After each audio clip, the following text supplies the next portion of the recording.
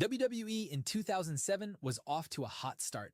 You had John Cena versus Shawn Michaels, Batista versus The Undertaker, and WrestleMania broke pay-per-view records with Trump shaving Vince bald. It seemed like the company had finally found its footing in the post-Attitude Era landscape, but then everything went downhill. What followed was an unprecedented cascade of real-world tragedies, career-ending scandals, devastating injuries, intense media scrutiny, exploding limousines, and government investigations that all culminated in the darkest period WWE had ever experienced. While the product on television still remained decent with stars like Cena, Batista, Edge, and Randy Orton leading the charge, behind the scenes, WWE was fighting for its very survival as controversies mounted week after week. So what exactly made 2007 the darkest year in WWE history? What were the tragedies, scandals, and disasters that almost caused the wrestling industry to crumble? Allegedly, the industry, the WWE industry themselves unalived her. Allegedly. I don't know nothing about this. I'm just saying allegedly. That's all I'm saying. Completely? And how did a company that started the year with such promise find itself desperately trying to rebuild its reputation from the ground up? Let's find out. Let's start by talking about the darkest tragedy in WWE history that changed everything. The weekend of June 24, 2007 began like any other pay-per-view weekend for WWE. WWE Vengeance was set to take place in Houston, and one of the most anticipated matches on the card was Chris Benoit defending his ECW championship against the up-and-coming CM Punk. But when showtime arrived, Benoit was nowhere to be found. Initially, WWE officials were told that Benoit couldn't make it due to a family emergency involving carbon monoxide poisoning at his home. While the news was concerning, these things happened occasionally in wrestling, and the show had to go on. Johnny Nitro was quickly substituted into the match, defeating CM Punk to become the new ECW champion. Throughout the night, fans and fellow wrestlers kept wondering where their beloved technical wrestler had gone. But behind the scenes, a much darker reality was unfolding. WWE officials couldn't reach Benoit by phone, and as hours passed without contact, panic began to set in. The company was already dealing with the fallout from Vince McMahon's exploding limousine segment, which was supposed to culminate in a special 3-hour tribute episode of Raw the following night. Instead, the planned McMahon Memorial Show was quickly scrapped when news broke that would change everything. On Monday afternoon, just hours before Raw was set to air, police discovered the bodies of Chris Benoit, his wife Nancy, and their 7-year-old son Daniel at their home in Fayetteville, Georgia. Initial reports suggested a possible family tragedy. Perhaps the carbon monoxide poisoning that had been mentioned earlier. In a state of shock and confusion, WWE made the decision to transform their planned McMahon tribute into a Chris Benoit memorial show. For 3 hours, WWE superstars sat with tears in their eyes, sharing memories of Benoit and showcasing his greatest matches. They showed his Royal Rumble victory, his WrestleMania triumph, and countless technical masterpieces that had made him one of the most respected wrestlers in the world. Edge broke down on camera. William Regal spoke about Benoit's dedication to the craft. It was a touching tribute to a man they all believed had died tragically alongside his family. But as the show progressed, more details began emerging from the police investigation. This wasn't a family tragedy or an accident, it was something darker. Chris Benoit had killed his wife Nancy, his son Daniel, and then taken his own life. The revelation hit WWE like a nuclear bomb. Vince McMahon, who had been dealing with his fictional death storyline, now faced a very real crisis that threatened to destroy his company's reputation forever. The next night on ECW, a visibly shaken McMahon appeared on television to address what had become apparent. With one of the angriest expressions ever seen on his face, he promised that Chris Benoit's name would never be mentioned on WWE programming again, but the damage was already done. The wrestling world had just broadcast a 3-hour tribute to a man who had committed one of the most heinous crimes imaginable, and mainstream media was about to pounce on the industry like never before. I remember this whole thing. Within hours of the Benoit tragedy being revealed, every major news outlet in America descended upon pro wrestling like vultures. CNN, Fox News, ESPN, and countless other networks launched into wrestling with a vengeance.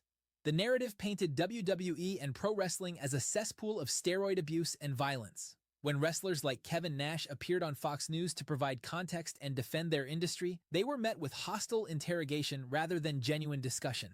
The media's approach was ruthless and often dishonest. Anchors who had never watched a wrestling match in their lives suddenly became experts on the industry and painted every wrestler as a ticking time bomb waiting to explode. What made the media assault particularly devastating was its timing. Wrestling had already been dealing with public And if I'm not mistaken, after this event, the thing with like the bashing of WWE and everything, this shit went on for years after this. So I think probably up until like '07, '08 to like '09, '10, maybe even later than that. It went on for a couple years, bro. It went on for a couple years. I remember this shit vividly. perception problems since the end of the Attitude Era, and this gave critics the ammunition they needed to paint the entire industry as irredeemably corrupt. But the media firestorm was just the beginning of WWE's problems, because as reporters dug deeper into the wrestling world, they uncovered a scandal that would forever change how WWE superstars looked and performed.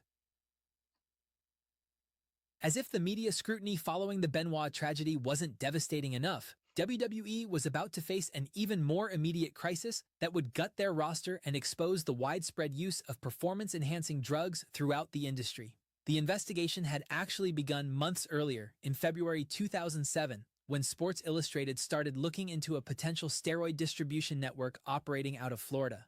What started as a routine investigation quickly expanded into something much larger when major wrestling names began appearing in the records. Kurt Angle was the first major star implicated, though he denied any wrongdoing. But Angle was just the tip of the iceberg. On March 19, 2007, Sports Illustrated dropped a bombshell article revealing that multiple wrestlers had received prescriptions from Dr. David Wilbert in Arizona between November 2004 and April 2005. The initial list included names like Eddie Guerrero, Rey Mysterio, Randy Yeah, that's my boy right there. April 2005. That's my The boy right initial there. list Both of them. Both of them. That's my boy right there, though. Rey Mysterio. That's my boy, man. Rest in peace, man. That's my boy, oh God. included names like Eddie Guerrero, Rey Mysterio, Randy Orton, Edge, and Gregory Helms. Edge's response was particularly damaging to WWE's credibility. Rather than denying the allegations, he admitted to using steroids after his neck injury, explaining that they were prescribed to help the bones grow back around the screws and plates in his neck. The situation exploded on August 30, 2007, when the New York Daily News published a comprehensive list of wrestlers who had received steroids and other drugs from internet doctors. 12 current WWE wrestlers were named, and the fallout was catastrophic. Chavo Guerrero, Shane Helms, Randy Orton, John Morrison, Mr. Kennedy, Funaki, Charlie Haas, Umaga, William Regal, Edge, and several others were suspended for violating WWE's wellness policy. The timing couldn't have been worse. WWE was already dealing with the Benoit aftermath and intense media scrutiny. Now they were losing another dozen wrestlers to suspensions. Storylines had to be rewritten overnight. Umaga lost the Intercontinental Championship to Jeff Hardy, John Morrison was stripped of the ECW title and lost it to CM Punk, and countless other angles were abruptly terminated. But perhaps most heartbreaking was Mr. Kennedy's fall from grace. Kennedy had been positioned as WWE's next big star, chosen to be revealed as Vince McMahon's illegitimate son in what was supposed to be a career-defining storyline. Instead, his suspension ended his push, and the angle was quickly rewritten with Hornswoggle taking his place. The scandal didn't stop there. Congress got involved and demanded records from WWE dating back to 1998. TNA was also asked to provide information, making this an industry-wide crisis. But even as WWE reeled from suspensions and media scrutiny, their problems were about to get worse. As if the Benoit tragedy and steroid scandal weren't devastating enough for WWE's roster, 2007 also became a year where it seemed like every major star was cursed to suffer career-threatening injuries at the worst possible moment. My favorite wrestler. If y'all know who this is, it's my favorite ref. I ain't gonna say it. Drop in the chat if y'all know who this is. Drop in the fucking chat if y'all know who this is, man. This is my favorite wrestler of all time. Hand down, give a fuck. From the young him to the old him, this is my favorite wrestler. I don't give no fucks. And I don't even watch wrestling no more. Ben stopped watching wrestling. Only reason I watch wrestling because my granddad. Facts. That's a fact. That's a fact. The injury plague began early in the year when Triple H suffered a devastating quad tear that would sideline him for 7 months. But I never watched. Hey, that's the thing. I ain't never got into new wrestling. Only old wrestling. I ain't never got into new wrestling. I can't even tell you a new wrestler name. I ain't gonna lie to you. I can't even tell you a new wrestler name. I don't even that shit over with. When they was getting their ass beat up for real, that's the wrestler that I like. When they ass when they ass catching concussions and shit for real, that's the wrestler that I like, bro. All that fake ass anyway, cause I don't know who watch it. People believe what they believe. You understand what I'm saying? But for me, OG wrestling, that was the best times, man. Good times, good times. The timing was horrible since Triple H was being planned for a high-profile WrestleMania rematch with John Cena, forcing WWE to completely rewrite their biggest show of the year at the last minute. Shawn Michaels stepped into Triple H's spot, creating one of the best matches in WrestleMania history with Cena, but losing HBK's original opponent meant further reshuffling of an already complicated card. The domino effect of a single injury was already causing problems, but this was just the beginning of WWE's medical nightmare. The Undertaker, who had been having a career renaissance with his world title run and matches against Batista, went down with a torn bicep that forced him out of action for months. Edge, fresh off winning the World Heavyweight Championship and positioned as SmackDown's top heel, suffered a pectoral injury that forced him to vacate the title he had just won. Bobby Lashley, who had been built as ECW's franchise player, also I remember when he first came in. suffered injuries that disrupted his momentum. But perhaps the most devastating blow came when John Cena, WWE's undisputed top star and face of the company, tore his pectoral muscle in October. The injury bug was so severe that by the summer of 2007, WWE's main event scene had been reduced to Batista, Rey Mysterio, Randy Orton, and King Booker. When you Yeah. combine the injuries with the suspensions, WWE Hey, King Book. Hey, King. Hey, I always forget about King Book. King Book, boy. Hey, that joker there, boy. Damn wrestling, man. Wrestling was, man. Look at Ric Flair. Damn, boy. The golden boy. God damn. Jesus. was left with a roster so thin that they were forced to put the World Heavyweight Championship on the Great Khali, not because he was the best choice, Yeah. but because he was one of the only credible heels left standing. But WWE's crisis went beyond just immediate injuries and suspensions. Classic. These mounting disasters forced the company to make changes that would reshape the wrestling industry forever. The mounting crises of 2007 forced WWE into a desperate period that would fundamentally alter the direction of pro wrestling forever. What emerged was a complete philosophical shift that transformed WWE from the edgy, controversial shows that had defined the Attitude Era into something entirely different. The most immediate change came in response to the Benoit tragedy and the growing understanding of CTE in the company. Unprotected chair shots to the head, which had been a staple of hardcore wrestling for decades, were immediately banned following the discovery that Benoit's And this was shit changed right here. This was the change in wrestling right here. This when this during this time right here, the years following this when you like, yeah, time to get wrestling though. It's no longer the same no more. You know what I mean? After they stopped taking them real shots to their head with that chair and shit. But you understand it though, man. That CTE, that shit is a real thing. Especially in sports. Um, that shit fuck you up, man. That shit fuck you up bad. You know what I'm saying? Get your brain shooken up, all the years and years abusing your brain, get shooken up like a motherfucker. You would be fucked up. You know what I'm saying? So I understand it, bro. But yeah, this right here was definitely the change of wrestling for sure. brain showed damage equivalent to an 87-year-old Alzheimer's patient. The company also implemented stricter concussion protocols and enhanced their wellness policy, which had originally been created after Eddie Guerrero's death. More frequent testing, stricter penalties, and increased medical oversight became the new standard as WWE tried to prove to critics that they were serious about performer safety. But the most visible change was WWE's gradual shift toward family-friendly programming. This wasn't entirely due to the 2007 controversies. There were financial incentives to pursuing a PG rating that would attract more mainstream advertisers and sponsors. However, the events of 2007 accelerated this transition dramatically. Network executives and advertisers who might have overlooked wrestling's edgier content were now actively distancing themselves from anything associated with WWE's violence and controversy. The move toward PG programming was evident in small changes at first. Hornswoggle began appearing in more child-friendly segments. Blood was gradually reduced, and storylines became less focused on adult themes. The gritty look of Raw was abandoned. Hardcore matches became increasingly rare, and the overall tone shifted from rebellious entertainment to something parents could watch with their children. WWE's decision to go HD in 2008 provided the perfect cover for this transition, but industry insiders knew the real motivation. The company needed to rebuild its reputation from the ground up, and that meant abandoning everything that had made wrestling controversial in the first place. Kelly couldn't do her provocative, extreme expose segments anymore. Storylines became less personal, and the general atmosphere had to become more sanitized. WWE was moving away from the crash TV mentality that had defined their success in the late 1990s towards something that could survive mainstream scrutiny.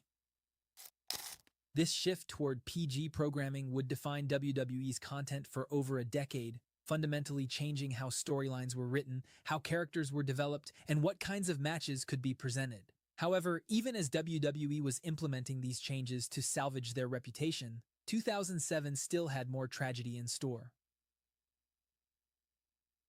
What had already been the darkest period in WWE history became even more devastating as a cascade of wrestler deaths created an atmosphere of genuine fear. The year saw the deaths of Bam Bam Bigelow and Mike Awesome within a month of each other in early 2007. Bigelow was just 45 years old when he died from a drug overdose, while Awesome was only 42. In March, Bad News Brown and Ernie Ladd died within the same week, creating an eerie pattern that had wrestlers genuinely worried about who might be next. June brought the death of Sherry Martel from a drug overdose. The media used each death as evidence of wrestling's toxic culture, creating a narrative that painted the entire industry as a death trap. August brought yet another tragedy when Bryan Adams, known to fans as Crush, died at age 43 from mixing prescribed medications. Beyond the deaths, WWE was dealing with a host of other problems that would have been major crises in any normal year, but seemed almost minor compared to everything else happening. ECW was on life support after Vince McMahon's comedy championship reign killed whatever credibility the brand had left. The cruiserweight division became such a joke that WWE actually put the title on Hornswoggle. Bro, he was always the most hated. Bro, this big man, bro. Bro, literally, bro. Oh my God, from his start to his end, bro. He was, oh my God, he was something to deal with. Bro, Vince McMahon was something to fucking deal with. You hear me? Holy shit. If anybody know from that era, you know. You know, bro. Holy shit. Creative teams were constantly rewriting shows due to suspensions, injuries, and other real-world crises interrupting their storylines. The threat of federal intervention loomed over every decision, making company executives paranoid about every aspect of their operation. Looking back at 2007, it's remarkable that WWE survived at all. Any one of these crises could have ended a smaller company. The combination of all of them should have been fatal. Yet, Vince McMahon and the WWE managed to survive the darkest year in history. But let me know what you think. Is WWE today better than it was in 2007? Thanks for watching, and I'll see you in the next one. It would never be. It would never be. WWE would never be the same. WWE or Raw would never be the same. That's a fact. It would never be the same. Literally, I promise you. If WWE and Raw went back to how they was 30, 40 years ago, I swear to God, I swear, I promise you. Even though I know it's still fake, I promise you I would go back to watching wrestling. That's a fact. Because even though it was fake, it was real. They was getting their ass bust up for real. Like they was actually taking them hits for real, bro. That's what people ain't understanding. They was actually getting their ass bust up for real. And they loved it. Bro, they loved it. They loved it, bro. And they had beefs for real. Yeah. They was actually motherfuckers was actually beefing for real in the locker room. they supposed to be talking about the plan. They actually beefing and fighting for real in the locker room. That's a fact. If you know, you know. I fuck with OG wrestling. That's a fact. I may don't look like it, but I definitely fuck with OG wrestling. Shouts out to my granddad, bro. Shouts out to my granddad.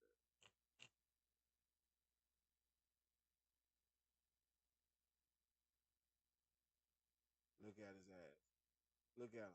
His stupid ass. Look at him. Talk about he 80 years old. Talk about crash. Get the fuck out of here.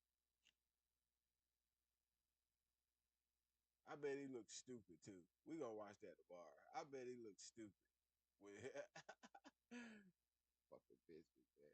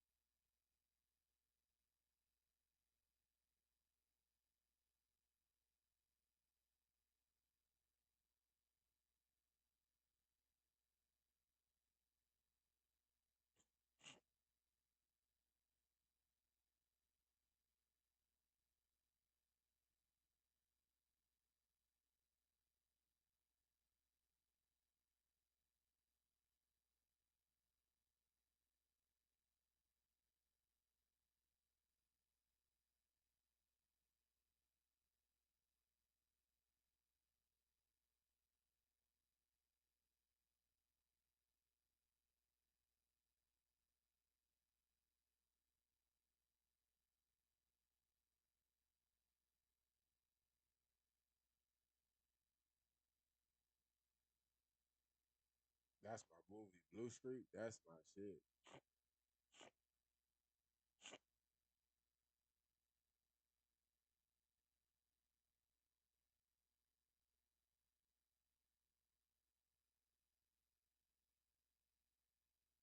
Oh shit. Hi. Hey, buddy. Can you help me out with something real quick? Can you get a couple more officers? What's going on? Somebody said they're going to hurt my family. They wanted me to hurt kids, and I can't do it. Okay. So I got to do this. On November 17th, 2022, outside the Ross County Sheriff's Office in Ohio, security cameras captured a man aimlessly circling the building before approaching the back door and knocking on the window. After briefly walking away, he would eventually be greeted by Sergeant Cochran. Within seconds, the encounter would take a dramatic turn that Ross County deputies would never forget. Hi. Hey, buddy. Can you help me out with something real quick? Can you get a couple more officers? What's going on? Somebody said they're going to hurt my family. They wanted me to hurt kids, and I can't do it. Okay. So I got to do this. Whoa, whoa, whoa, whoa, whoa, whoa, whoa. Put that down. Put it down. Put it down. Put it down, buddy. Put it down.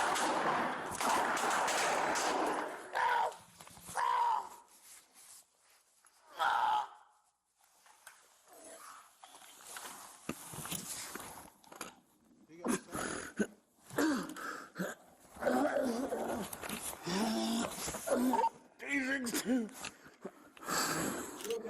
No shot.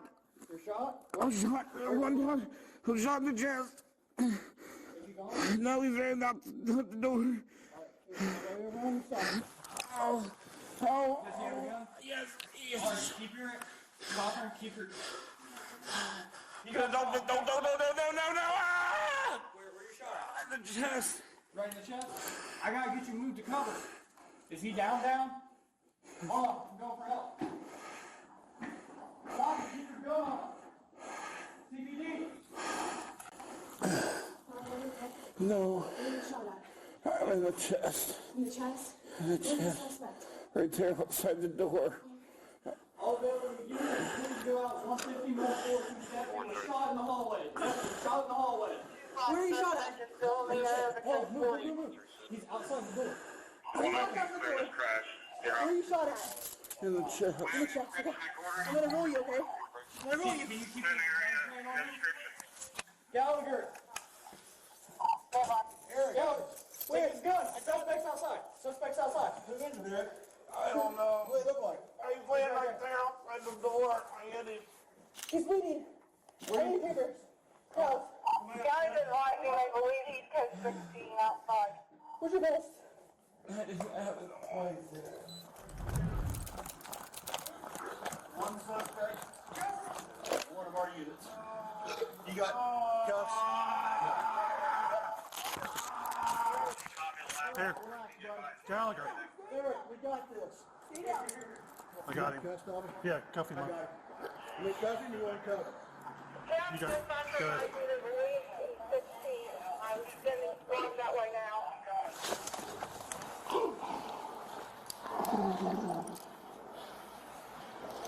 Charlotte, look at me. Look at me. Open your eyes. Open your eyes. Hey, squeeze Talk my to hand. me. Squeeze my hand. Talk to me. Where's he head at, Gallagher? You know? I don't know yet, buddy. Okay. I think I'm hit twice. Okay. Twice? I'm gonna look, okay? Headquarters have EMS start in. We got him secured in the back. Eric's inside, Ab. We got him. Eric's in there. We got you, Bubba. We got you, brother. Hey, we have a medic coming down. Get my coat over. No, stay down. Stay down. Stay down. The gun's right here, Dobby. Where's he hit? You see where he's hit it right there? He's hit on the side of the head there. I'm away from that gun. I'm away from the gun.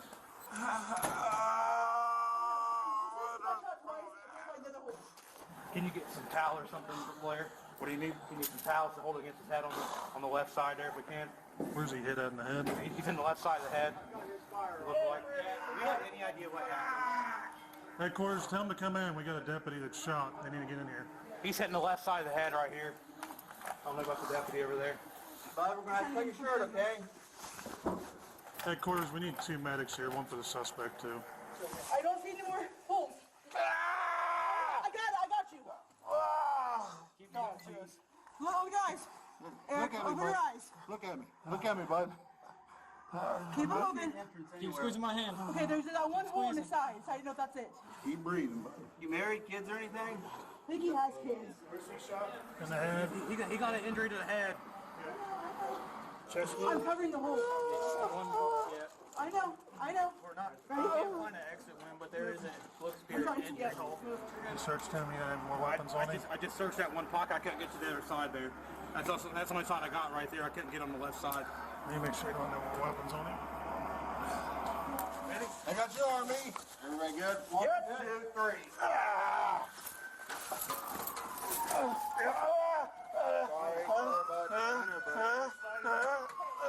One more time, Eric.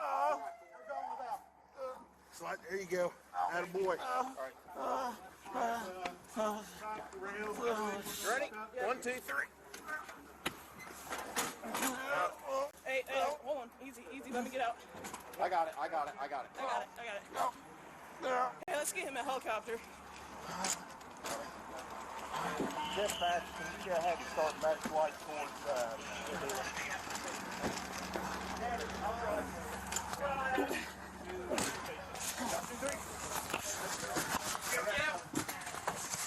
Eric, I'm Jenna. We're worried about you guys in. Hold on. As dozens of officers arrived at the station to tend to the suspect and document the crime scene, Sergeant Cochran was being transported to the hospital with a gunshot wound to the chest. His condition remained unknown, and his survival was uncertain. Deputies on scene had no idea what the next update would bring. I don't feel anything else on him. He stopped breathing. He's still gasping. He was gasping for a minute, but he stopped that now. Yeah. He's got. I'm gonna let go of pressure. You want me to let go? Keep holding. We'll just carry him on the cot. Let's get him over away from the gun here. We have an officer shot in the chest. We have a suspect shot in the head. See, they're gonna be doing compressions here in a second. Okay. Watch your foot. I'm gonna roll into his back. Hey, watch your foot there. Don't step in that blood. They say he's been searched for weapons. Yeah, we did a brief search of him. Yeah. I took the phone as best I could. We got brass here. We got Casey Yeah. here. Can you guys clear out of here for us if you don't mind? Yeah. We're gonna tape this off here. Yep. I'll grab some tape in here, Brock. We need to make this a crime. I got you right here. I got tape. Okay, thank you. We're almost there, pal. We're getting really close.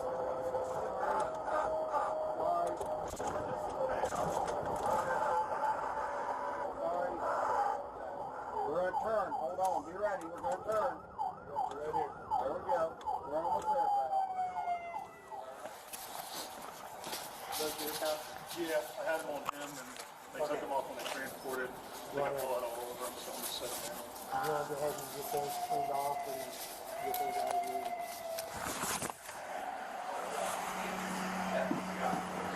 Sir, his body cam's still active. I didn't take time for that. That's fine. I'm going to put this in my car. Okay. We can't walk through here. There's shell cases everywhere. You got to walk around front.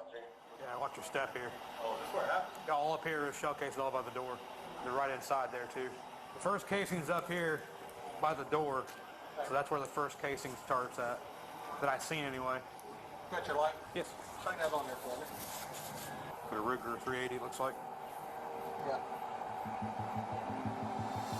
The suspect, 42-year-old Nicholas Mitchell, who opened fire that afternoon, later died from a gunshot wound to the head. Because he did not survive, investigators were never able to determine a clear motive for the attack. Sergeant Eric Cochran was shot once in the chest near the end of his shift, at a time when he wasn't wearing his ballistic vest. Without that protection, the injury was nearly fatal. Cochran spent 27 days in the hospital, 8 of them in a coma. When he finally woke, he was unable to communicate due to multiple complications and breathing tubes, a struggle that sent him into a deep mental health spiral. He would go on to survive, but the impact stayed with him long after he left the hospital. Those early days of recovery would later become a driving force behind the creation of the Cochran Strong Foundation. Our main purpose. Damn, so that fucked him up. Purposes will be to promote mental health. The Cochran Strong Foundation is an organization dedicated to providing first responders with accessible, stigma-free mental health support. Built from Cochran's own experience recovering from the shooting. Every day I think about it. I see the scars, I think about it every day. However, now I see it as battle scars. I've been there, I've done it, I know what I'm talking about, and now I have to fight for the others. For Cochran, everything he endured became part of a larger purpose. In my heart, that I was put there for a reason.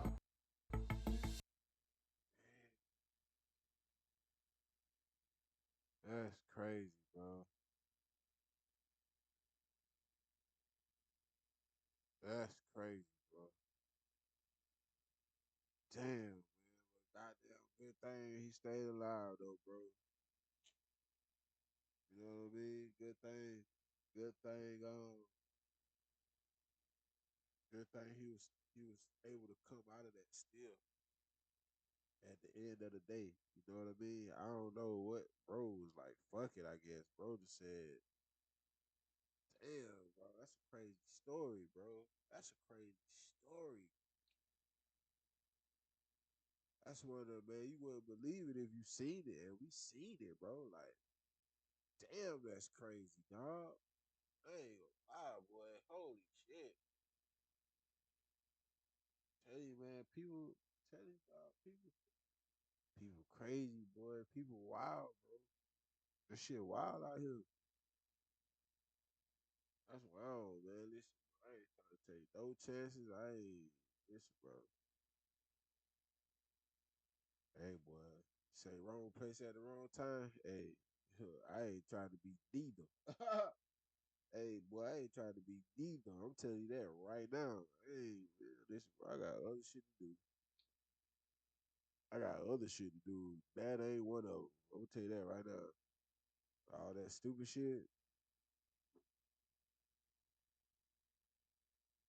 But like I say, man, good thing. Good thing he scaved away with that with his life, man. So that's a good thing. Um, that will. Well, we gonna take one more shot. Y'all ain't gonna lie, it's about to be over. I'm about to pass out. Smoke the rest of my little dude. I ain't got nothing but a little piece anyway. We gonna take this last shot though, and then we gonna call it a night. You hear me? We gonna call it a night.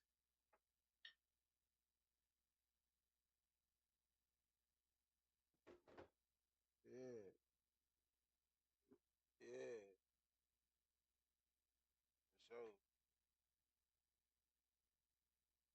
sure.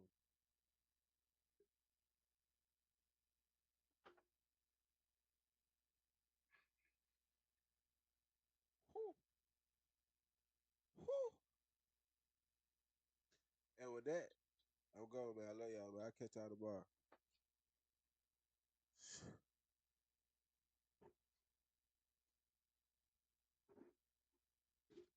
They say for shit.